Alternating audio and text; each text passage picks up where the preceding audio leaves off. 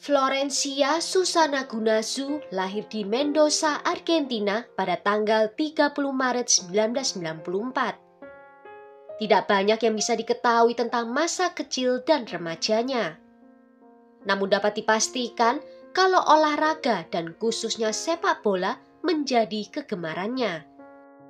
Dia menjadi anggota klub Argentina Atlético de San Jose dan terus berlatih sepak bola sampai dia dewasa.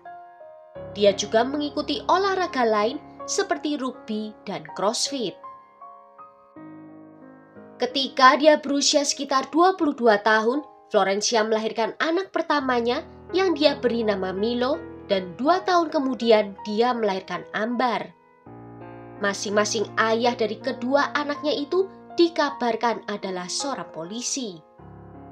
Teman Florencia menyebutkan bahwa kedua pria tersebut selalu hadir dalam kehidupan anak-anaknya. Namun, hak asuh dipegang penuh oleh Florencia dengan dukungan tanpa syarat dari ibu dan juga saudara perempuannya. Florencia berhasil lulus dengan gelar di bidang kebersihan dan keselamatan kerja di Lembaga Pendidikan Tinggi Valle de Uco di Provinsi Mendoza. Namun kemudian, dia mengembangkan aktivitas lain yang tidak terkait dengan kuliahnya itu. Performa olahraganya dan sosok gagahnya dicapai berkat usahanya yang luar biasa. Dan berkat kedisiplinan dalam menjaga bentuk tubuhnya, membawanya menjadi model merek pakaian olahraga dan juga pakaian dalam. Teman-temannya menganggapnya sebagai wanita yang memiliki banyak kebisaan. Dia memiliki kemampuan untuk melakukan aktivitas yang berbeda pada waktu yang bersamaan.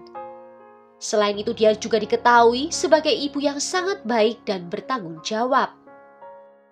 Dia adalah wanita mandiri yang bertekad ingin bertahan hidup dengan menjual berbagai barang seperti pakaian dan barang elektronik. Florencia dianggap oleh semua orang sebagai wanita yang sangat autentik, sosok yang bertekad besar, selalu berjuang demi anak-anaknya, dan selain itu selalu tersenyum kepada semua orang. Bisa dikatakan dia adalah wanita yang pantas mendapatkan yang terbaik dalam hidup. Namun semuanya berubah saat dia bertemu dengan seorang pria. Seorang pria bernama Ignacio Agustinoto yang berusia 2 tahun lebih tua darinya. Ignacio bermain rugby dan rajin pergi gym sehingga tubuhnya menjadi atletis dan juga berotot. Dia mencari nafkah sebagai seorang akuntan. Saat Ignacio dan Florencia memulai hubungan romantis, sepertinya semuanya berjalan lancar. Sepintas lalu, mereka terlihat sangat bahagia dan juga rukun. Namun sebenarnya apa yang terjadi di rumah adalah sesuatu yang sangat berbeda. Florencia menceritakan pada teman-temannya bahwa Ignacio sangat mengontrolnya, sangat pencemburu, dan selain itu Ignacio sama sekali tidak menyukai respon yang dia dapatkan di media sosial. Setiap kali Florencia mengunggah konten ke jaringannya, dia akan mendapatkan banyak likes dan pengikutnya akan semakin bertambah.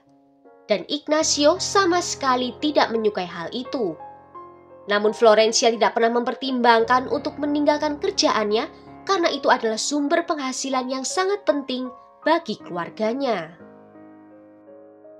Salah satu teman Florencia mengatakan kepada media Argentina bahwa Florencia juga pernah bercerita kalau Ignacio selalu mengikutinya. Teman-temannya juga beranggapan kalau Ignacio terlalu mengontrol dan bahkan terobsesi pada Florencia. Sayangnya terlepas dari semua detail ini, Florencia memutuskan untuk melanjutkan hubungannya dan mulai membentuk kehidupan bersama. Sebagian orang mengira mereka sudah menikah, namun ada juga yang mengatakan kalau mereka hanya dalam ikatan de facto, di mana mereka berdua tinggal bersama di sebuah apartemen. Meski Ignacio tidak menyukainya, Florencia berusaha untuk mempertahankan kemandiriannya dan hal ini menyebabkan pertengkaran di antara mereka. Tetapi setiap selesai bertengkar, Ignacio akan meminta maaf dan Florencia akan memaafkannya. Lama-kelamaan argumen semakin keras dan beralih ke tingkat fisik. Terlihat jelas Ignacio lebih besar tubuhnya, namun Florencia mengatakan pada temannya kalau dia mampu untuk membela dirinya. Tetapi menurut teman-temannya, walaupun mereka tidak pernah melihat sendiri saat Florencia dipukuli, mereka menyimpulkan kalau hal itu benar terjadi. Florencia kerap memakai banyak riasan, diduga untuk menyembunyikan bekas kekerasannya. Kebutuhan Ignacio akan perhatian membuatnya bersaing untuk mendapatkan kasih sayang Florencia dengan putranya Milo. Orang-orang terdekat pasangan itu menyaksikan Ignacio tidak menunjukkan kasih sayang atau pengertian pada Milo. Tetapi dengan putri Florencia, dia sedikit lebih toleran. Di kuartal terakhir tahun 2023, Florencia mulai menjauhkan diri dari teman-temannya.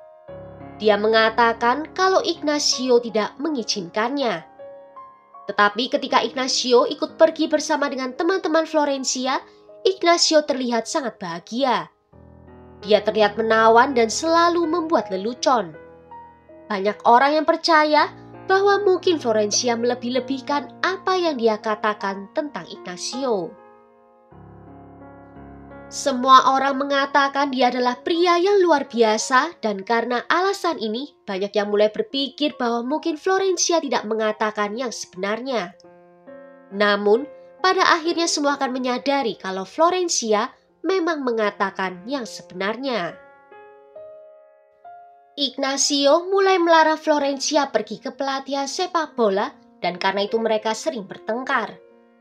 Dia meminta Florencia untuk berhenti bermain dan tinggal di rumah bersamanya. Tetapi Florencia tidak pernah mendengarkannya, sehingga mereka beberapa kali berdebat tentang hal ini. Pada saat yang bersamaan, Florencia mulai menemukan sisi artistiknya karena dia juga menjadi seorang seniman tato dan mempromosikan dirinya di jejaring sosial.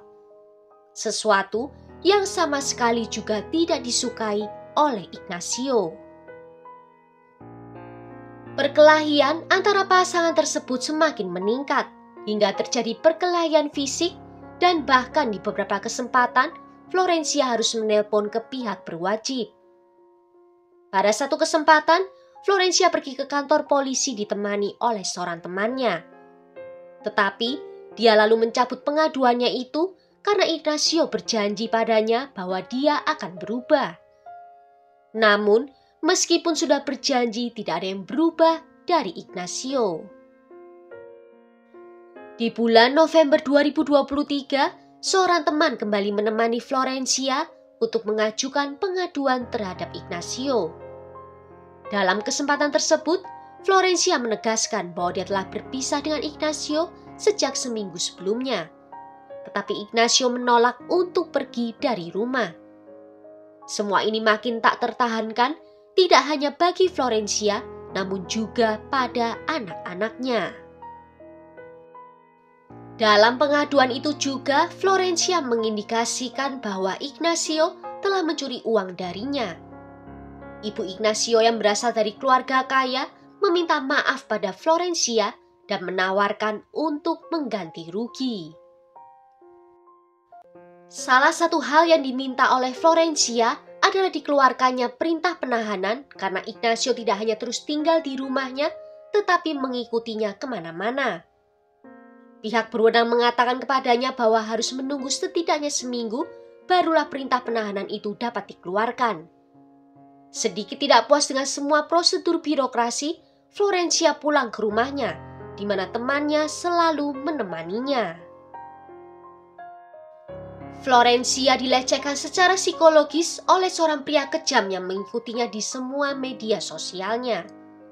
Dia menunggunya pergi ketika Florencia pergi berlatih. Dia juga menunggunya di depan rumah ketika Florencia pulang. Seminggu menunggu surat perintah itu terasa sangat menyiksa bagi Florencia. Dan ketika perintah penahanan akhirnya dikeluarkan, penguntitan pun akhirnya berhenti. Di sepanjang bulan Desember 2023, Ignacio memohon dan meminta maaf kepada Florencia. Memintanya untuk menjalin hubungan lagi dengannya. Mengatakan bahwa mereka dulu pernah bahagia dan bahwa dia sekarang benar-benar akan berubah. Tetapi Florencia tetap teguh dalam keputusannya, di mana dia tidak akan menjalin hubungan romantis lagi dengan Ignacio. Saat Ignacio sadar bahwa strategi ini tidak berhasil untuknya, dia mulai memikirkan rencana lain. Lalu dia mengatakan pada Florencia bahwa dia telah kehilangan rumahnya, pekerjaannya, tidak memiliki uang dan mempunyai masalah dengan ayah tirinya dan juga ibunya. Mendengar hal itu, Florencia merasa kasihan dan memutuskan bahwa Ignacio dapat tinggal bersamanya lagi. Namun semuanya terulang lagi. Ignacio masih terobsesi dengan Florencia dan mengikutinya kemana-mana. Pada tanggal 5 April 2024, ibu dari Florencia sedang mengunjungi rumahnya dan kemudian mengajaknya cucunya yang terkecil untuk menghabiskan akhir pekan bersamanya. Hal ini meninggalkan Florencia bersama dengan putra sulungnya di rumah. Di tengah malam, Ignacio tiba di rumah dan pertengkaran langsung terjadi. Dia lalu menyerang Florencia dengan seluruh kemarahannya, meninggalkan bekas pukulan di hampir seluruh tubuhnya. Seolah itu belum cukup, dia menekan lehernya dengan tangannya dan hanya melepaskannya ketika dia yakin Florencia sudah tidak lagi bernafas. Kemudian dia menulis catatan dan menempelkannya di jendela agar tetangganya dapat membaca isi pesannya. Segera setelah itu dia pergi ke lemari, mengambil kabel, mengikat salah satu ujungnya ke perabotan dan satu lagi di lehernya. Dan lalu dia menjatuhkan badannya hingga menggantung. Di dini hari itu, para tetangga mendengar suara-suara yang sangat keras datang dari apartemennya Florencia. Namun tak lama, keheningan segera terjadi setelahnya, sehingga mereka tidak terlalu menganggapnya. Baru di sekitar pukul 4 sore, salah seorang tetangga memperhatikan ada tanda di jendela apartemen Florencia yang tertulis untuk segera menghubungi polisi karena anak-anak sendirian. Tetangga tersebut melaporkan bahwa pesan itu menyebabkan dia sangat khawatir dan dia memutuskan untuk pergi ke apartemennya Florencia. Ketika dia mengetuk pintu, putra Florencia yang berusia 7 tahun membukakannya. Ketika dia bertanya tentang orang tuanya, anak itu mengatakan kepadanya bahwa mereka terkunci di dalam kamar tidur dan mereka tidak menjawab panggilan. Anak itu dibiarkan bermain video game sendirian dan dia kelaparan. Tetangga itu segera menelpon 911 dan petugas segera tiba di lokasi. Mereka menanyai Milo apa yang terjadi dan Milo menjawab seperti yang sudah diceritakannya pada tetangganya. Petugas langsung menuju ke kamar tidur utama dan menyadari kalau pintu kamar terkunci dari arah dalam, sehingga mereka memutuskan untuk membuka secara paksa. Ketika mereka membuka pintu itu, mereka menemukan pemandangan yang sangat mengerikan. Florencia terbaring di lantai tanpa kehidupan dan bisa terlihat bekas pukulan di sekujur tubuhnya. Selain itu di dekatnya terdapat beberapa noda darah di lantai. Di sisi lain, mereka juga melihat jenazah Ignacio yang terikat kabel di lehernya dan dia juga sudah tidak bernyawa. Petugas segera memanggil unit pembunuhan dan juga kekerasan. Para ahli dan tim medis forensik bekerja di tempat kejadian, sedangkan detektif berbicara dengan para tetangga untuk mengetahui rutinitas dari pasangan tersebut dan mengetahui tentang hubungan konflik di antara mereka. Para tetangga mulai memberikan rincian lebih lanjut tentang hubungan antara Florencia dan Ignacio. Seorang tetangga mengatakan bahwa pada bulan November 2023, dia menemukan Florencia di dalam apartemennya dalam keadaan yang sangat terkejut. Dia bertanya padanya ada apa dan dia mengatakan bahwa pasangannya telah memukulinya dan menguncinya di dalam kamar mandi. Pada tanggal 7 April, hasil awal dari analisis forensik diketahui dan dilaporkan bahwa meskipun Florencia mengalami banyak pukulan di sekujur tubuhnya, penyebab kematiannya karena sesak nafas. Sedangkan Ignacio dipastikan dialah yang mengakhiri hidupnya sendiri. Kekhawatiran merajalela di Mendoza, di mana Florencia seperti yang telah kita ketahui adalah wanita yang sangat dicintai. Dan mereka yang mengenalnya menyesali kematiannya. Kaum feminis di Mendoza menekankan bahwa sudah kewajiban negara untuk memberikan perlindungan yang nyata, efisien, dan tepat kepada semua korban kekerasan gender. Kantor kejaksaan melaporkan bahwa perwalian anak-anak Florencia yang saat itu berusia 7 dan 5 tahun akan ditentukan oleh tim teknis interdisipliner. Namun sampai keputusan itu dibuat, anak-anak tersebut berada di bawah pengasuhan dari keluarga pihak ibu. Undang-undang Argentina menetapkan bahwa anak-anak harus diajak berdiskusi tentang dengan siapa mereka lebih suka untuk tinggal bersama nantinya. Kasus ini sangat tragis dan menyedihkan, di mana tidak hanya satu orang yang menjadi korban, melainkan ada 2 orang lainnya yang menjadi korban juga. Dan yang lebih menyedihkan, orang yang melakukannya adalah seorang pengecut yang tidak mau menghadapi keadilan, melainkan memutuskan untuk mengakhiri hidupnya sendiri. Well, sampai di sini dulu cerita kali ini. Bagaimana menurut kalian tentang kasus ini? Tulis ya pendapat kalian di kolom komentar. Akhir kata terima kasih kalau sudah nonton video ini sampai akhir. Sampai jumpa di video berikutnya. Ciao!